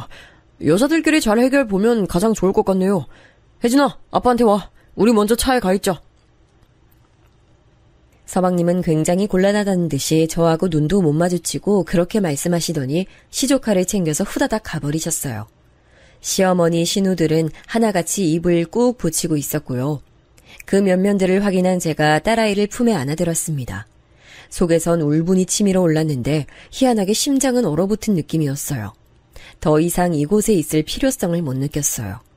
딸아이는 울면서도 제 목을 꼭 끌어안았고 제 어깨에 얼굴을 묻었죠. 이런 내 새끼를 두고 내가 대체 무슨 허망한 생각을 품었던 걸까 싶어서 처절한 반성을 했습니다. 오빠 기일은 앞으로 알아서 챙길게요. 앞으로 다들 뵙는 일 없었으면 합니다. 지선이 소식 궁금해 마세요. 제가 혼자 잘 키울 거니까요. 저는 제 스스로에게 하는 다짐처럼 그렇게 말했습니다. 시어머니, 시누이들이 이런 건 예상하지 못했는지 당황한 낯들이 됐는데 그때 제 뒤에서 동서가 웃음이 가득한 목소리로 이렇게 말을 하더군요. 지선이 소식을 대체 누가 궁금해하긴 한다고 그런 말을 하나 모르겠네. 어차피 사는 수준 맨날 거기서 거기일 거 뻔한데. 행복한 소식이 기대되는 우리 집 정도나 돼야 누가 궁금해해주기라도 하는 거랍니다. 동서, 말 그렇게 하는 거 아니야. 그러다 천벌받아. 반드시 후회할 일 생겨. 와, 하마터면 무서울 뻔했네요. 근데 어쩌죠? 형님처럼 쥐뿔 뭣도 없는 사람이 그러니까 전혀 안 무서운데요? 그 못된 말소리에 저는 몸에 힘이 풀릴 뻔했지만 용케 버티고 섰습니다. 왜냐하면 제가 품 안에 딸아이를 들고 있었으니까요. 제가 넘어지면 딸아이도 넘어지는 것이었어요. 동서의 망발에도 찍소리 하나 참견 못하고 죄다 꿀먹은 벙어리들이 된 시어머니와 시누이들을 지나쳐 저는 시댁을 빠져나왔습니다. 차가운 밤 공기가 제 얼굴을 스쳤는데 앞으로 제게 닥칠 앞날이 차가울 수밖에 없다는 걸 말해주는 것만 같았죠. 그러나 저는 품에 안은 따뜻한 딸아이의 체온을 의지해서 앞으로 나아갈 수 있었어요. 무겁지도 힘들지도 않더군요. 엄마가 미안해. 이런 일 겪게 해서 정말 미안해. 그리고 엄마가 이제 2번 다시 나약한 모습 우리 딸한테 안 보일 거야. 엄마가 앞으로 더 강해질 거야. 집으로 가는 내내 저는 그렇게 딸아이를 향해 끊임없이 중얼거렸습니다. 그날 밤 곤히 잠든 딸아이의 얼굴을 어루만지며 저는 동서를 향해 복수를 다짐했어요. 그 모욕적이고도 천박했던 동서의 망발, 반드시 이번 생에서 갚아주겠노라는 다짐이었네요. 이 수모를 저는 잊지 않을 작정이었습니다. 결코 잊을 수도 없었지만요. 그러기 위해선 절대로 죽을 수 없었죠. 아등바등 딸아이와 버텨가며 하루하루 최선을 다해 살아갔어요. 그러면서 제가 늘 잊지 않았던 것, 그건 바로 제 딸아이를 조롱한 동서에게 갚아주겠다는 것이었어요. 동서의 말 맞다나 가진 것도 이룬 것도 없는 제가 맞설 수 있는 수단이 뭐가 있었겠나요? 계란으로 바위치기나 다름없었죠. 하지만 저는 희망을 잃지 않았어요. 왜냐하면 동서가 자기 딸을 연예인시키고 싶어 한다는 사실을 저는 알고 있었으니까요. 그렇다면 무조건 발목을 잡을 수 있을 거라고, 기회가 찾아올 거라고 믿었습니다. 동서 같은 사람이 이용하는 비싼 카페나 식당을 제가 이용할 수는 없었지만 그런 곳에서 일을 할 수는 있었죠. 어차피 일을 해서 돈을 벌어야 한다면 일석이조의 효과를 얻으면 좋겠다는 생각으로 저는 늘 철저하게 움직였습니다. 승윤아, 홀서빙 더느라 힘들지? 이거 주방에서 남은 과일인데 먹으면서 일해. 근데 내가 저번에 사진 보여줬던 그 손님 오늘도 안 왔어? 아니요? 오늘 왔어요. 와, 근데 언니 말대로 그 손님 엄청 싸가지 없던데요? 갑질 장난 아니에요. 누가 보면 재벌이라도 되는 줄 알겠어요. 그래? 서빙하는 너네한테 갑질을 부렸다는 거지? 무슨 일인지 나한테 자세하게 상황 설명 좀 해줄 수 있을까? 주방일, 정원관리 등 보이지 않는 뒷면의 파트에서 저는 일을 했지만 눈과 귀는 바깥에 뒀어요. 외모 컴플렉스, 낮은 자존감을 속 안에 두고 있는 동서는 어딜 가든 여유롭고 매끈한 대처를 하며 지내지 못했죠. 그래서 항상 부스러기를 흘리고 다녔어요. 꼬투리를 잡힐 만한 여지를 늘 두면서 살았다는 것이었죠. 저는 일을 하며 돈을 버는 동안 동서가 남기고 다니는 그런 것들을 족족 다 수집하며 기록했고요. 제 딸아이는 학교 생활을 시작하면서 부쩍 차분해졌으며 공부에 몰두하는 아이가 됐어요. 엄마, 학교에서 선생님이 그러셨는데 공부를 열심히 잘하면 어디로든 갈 수 있는 사다리가 생긴대. 그걸 타면 원하는 곳으로 건너갈 수 있대. 난 그게 무슨 말인지 이해는 못했지만 공부를 꼭 열심히 해야겠다는 것만은 알겠더라고. 엄마, 나 공부 열심히 잘할 거니까 앞으로 지켜봐줘. 우리 딸, 누가 보면 다 큰 어른인 줄 알겠어. 누가 이렇게 일찍 처리될래? 이러면 엄마가 고맙고 미안하잖아. 엄마는 미안하다는 소리 좀 그만해. 엄마가 나 위해서 맨날 돈 벌러 나가는 거 그걸로도 난 진짜 엄마한테 고마워. 내가 꼭 성공해서 엄마 호강시켜줄 거야. 어떻게 이게 어린 나이에 딸아이 입에서 나온 내용이 될 수 있었을까요? 환경 때문에 일찍 철이 들어버린 것 같아서 너무 짠하기도 했어요. 기특한 마음보다는 애잔한 마음이 컸네요. 저희 딸 정말 한 번도 사고 안 치고 학교 생활 바르게 하며 꿋꿋하게 잘 커줬습니다. 그렇게 악착같이 시간은 흘러갔고 그러던 어느 날이었어요. 정말 오랜만에 연락을 해온 이가 있었는데 다름 아닌 큰 시누이였습니다. 올케, 어떻게 지내? 그동안 잘 살았어? 연락을 그간 하고 싶었는데 실행으로 이어지지가 쉽지 않더라. 그냥저냥 잘 지냈어요. 여자 혼자 자식 키우면 어느 부분에서 힘들지 한번 상상해보시면 제 일상이 그려지실 거예요.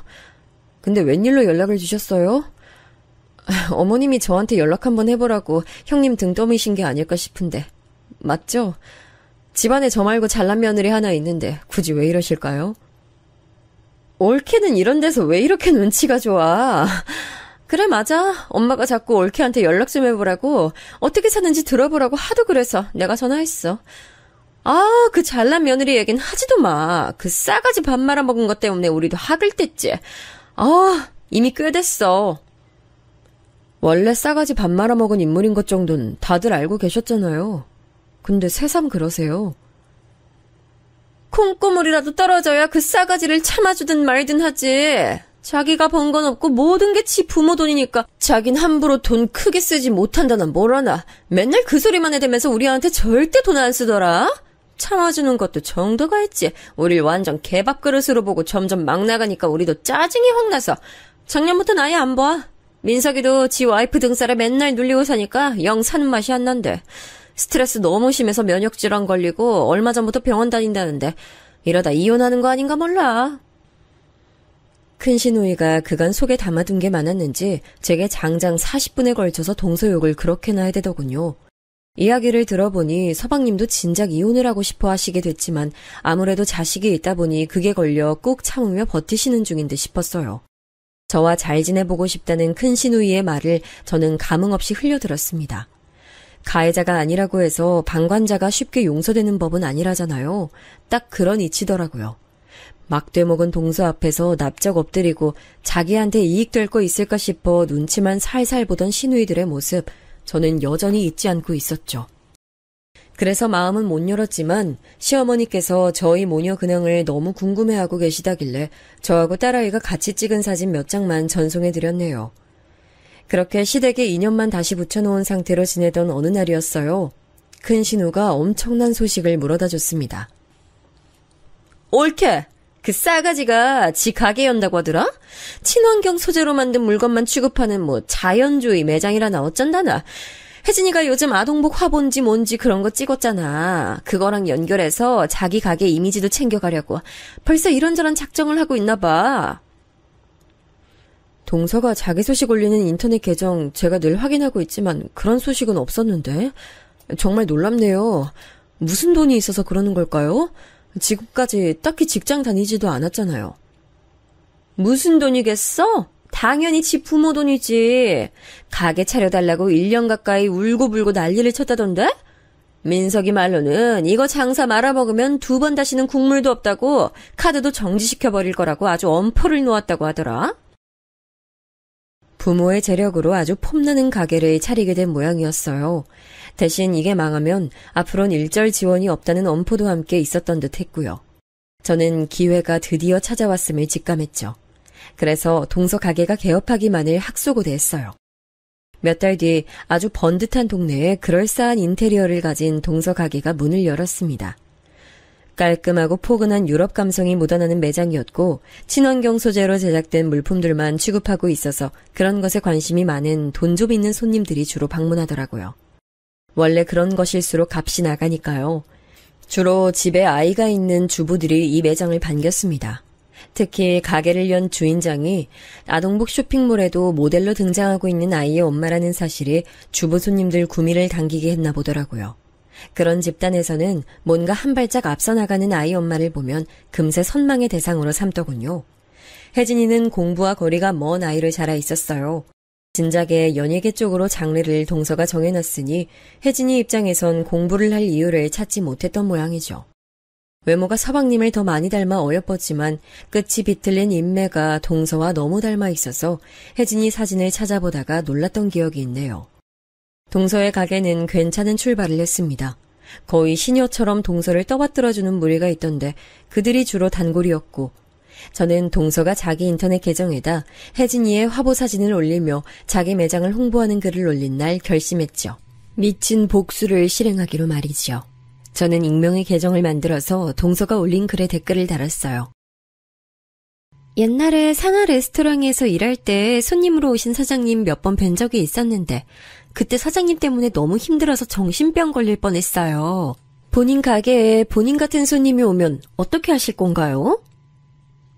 그러자 그 댓글이 사람들로부터 엄청난 관심을 끌었고 동서는 이내 그런 곳은 간 적도 없다고 딱 잡아떼는 반응을 보였습니다.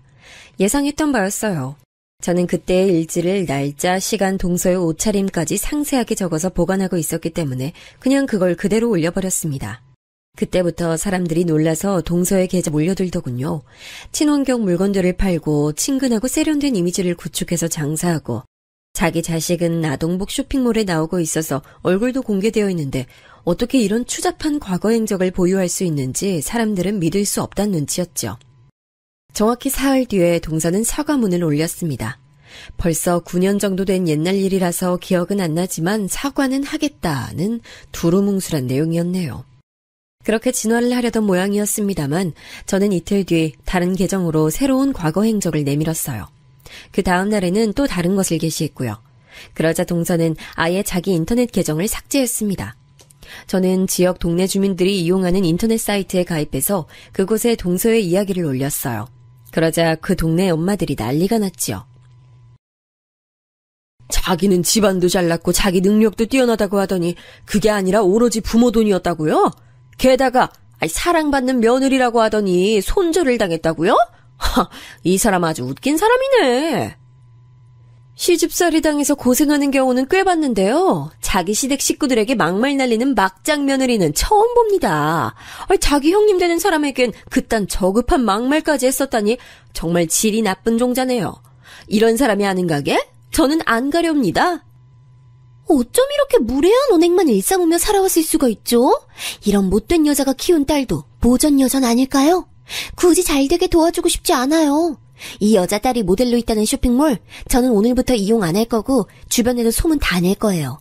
그 딸이 곧 중학교 들어간다던데 어디로 배정받았을까요? 무조건 피하고 싶네요. 이런 사건에 큰 관심을 가지는 집단이 바로 아이 엄마들 같더라고요. 엄청난 반응이 쏟아졌고 제가 얼마 뒤에 확인해보니까 아동복 쇼핑몰 사진에서 혜진이가 빠졌더라고요. 그리고 저는 모르는 번호로 연락이 와서 고민하다가 받아봤는데 동서였어요. 야, 너지? 이거 네 짓이지? 내가 암만 생각해도 너밖에 없어. 이딴 무서운 짓을 벌여? 너 정말 미쳤구나. 무슨 말을 하는 건지 전혀 모르겠는데? 목소리를 들어본 게 지금 얼마만이더라? 거의 10년 됐지? 강산도 변하는 세월인데 내가 너 같은 걸 신경이나 쓰고 살았을까? 난 우리 지선이 일로 바빠. 내일은 마침 또 발명품 대회 시상식 하는 날이네. 우리 지선이가 대상이야. 지난달에는 글짓기 100일장에서도 대상 받았는데 과목을 안 가리고 너무 다 잘해서 탈이지 뭐야? 혜진이는 잘 지내지? 우리 지선이만큼 전교 1등은 아니더라도 반에서 1등 정도는 하면서 살겠지? 갑자기 애 얘기는 왜 꺼내? 사람 복장 터지게 하고 싶어서 환장했니? 짜증나게 진짜! 그러더니 전화를 끊더라고요. 저는 후련한 심정으로 그날 딱 아이하고 외식했습니다. 너무 기분이 상쾌하더군요. 악착같이 동서의 흔적을 좇으며 살아온 보람이 있었어요. 불과 2달 뒤에 동서의 가게는 문을 닫았습니다. 장사가 안 되는 건 둘째치고 비난이 들끓으니 본인이 힘들었나 봐요. 그리고 서방님으로부터 이혼 소송을 당했죠. 소송 거신 걸 보면 서방님도 괴로웠던 많은 근거가 있었나 보더라고요. 근데 동서네 집안이 작은이들이 보기에도 동서가 영 안 될 인물이라 여긴 건지 그 소송에서 서방님에게 힘을 실어줬어요. 결과적으로 이혼했고 서방님은 집이며 재산 반까지 챙겼고요. 동서는 혜진이와 함께 자기 친정에 들어가 살게 됐습니다. 자기 부모는 물론 조부모까지 함께 있는 그 집으로요. 저는 오랜만에 마주한 시어머니로부터 그 얘기를 들었답니다. 그것이 아주 죽을 맛이라고 악다구니 쓰고 거품 물면서 눈까지 뒤집으면서 그 집 안 들어가겠다고 난리를 쳤대. 민석이 붙잡고서 다시 잘해보자고 그 앞에서 무릎까지 꿇고 울었다는데 우리 민석이가 미쳤나? 거기에 넘어가게. 꼼짝도 안 했지. 아이고 망할 싸가지. 이제 카드 한 장 없이 그 집에서 자기 조부모 수발 들면서 살게 됐다는데 이 세상에 인과응보는 있는 거구나 싶네. 근데 어머님께서는 굳이 왜 저를 따로 보자고 하셨어요? 그게 내가 세월 지나 보니까 우리 형석이한테 참 부족한 엄마였다는 생각 들고 너하고 지선이한테도 내가 너무 모나게 굴었었구나 싶고 이래저래 마음이 복잡하더라. 민석이가 자기 처자식하고 살던 집 그거 처분하면 나랑 살겠다고 여기 들어온다는데 처분한 돈은 너한테 줄까 해. 그걸로 지선이 대학도 보내고 시집도 보내고 그렇게 해. 여차하면 너도 새로 짝을 찾든지. 상상도 못한 이야기라 벙쪄 있었어요. 무척 진심이신지 시어머니께서는 씁쓸한 낯으로 진솔한 눈빛을 하고 계셨죠. 시누이들도 동의한 내용이더라고요. 제가 10년간이나 재혼을 안 하고 누굴 만나지도 않고 그저 딸아이만 보며 살아온 게 시댁 식구들에게는 많은 인상을 남겼나 봐요. 서방님은 부잣집 여자와의 힘든 결혼 생활 뒤에 남은 그 재산의 반절 이상 되는 것을 제게 넘겨주셨어요. 아무런 미련 한 톨 보이지 않으셨기에 제가 차마 만류할 엄두조차 안 나더라고요. 그 정도였네요. 당시에는 사실 너무 얼떨떨한 채로 그 과정을 지나왔는데 상황이 끝나고 나니까 그제서야 실감이 났죠. 저희 모녀에게 이제 돈 걱정이란 없는 거였어요. 영특한 딸아이 덕분에 저는 돈 관리도 걱정 없이 하면서 지내왔고요. 공부를 무척 열심히 잘하는 딸아이지만 다른 하고 싶은 꿈이 생기면 언제든 그걸 향해 달려가라고 저는 조언합니다. 저희 딸아이에게는 발목 잡힐 과거 따위 없으니 유명인이 되든 어쩌든 상관없으니까요. 앞으로 저희 모녀가 남은 날들을 무탈하게 잘 지내도록 바라봐 주시면 고맙겠습니다.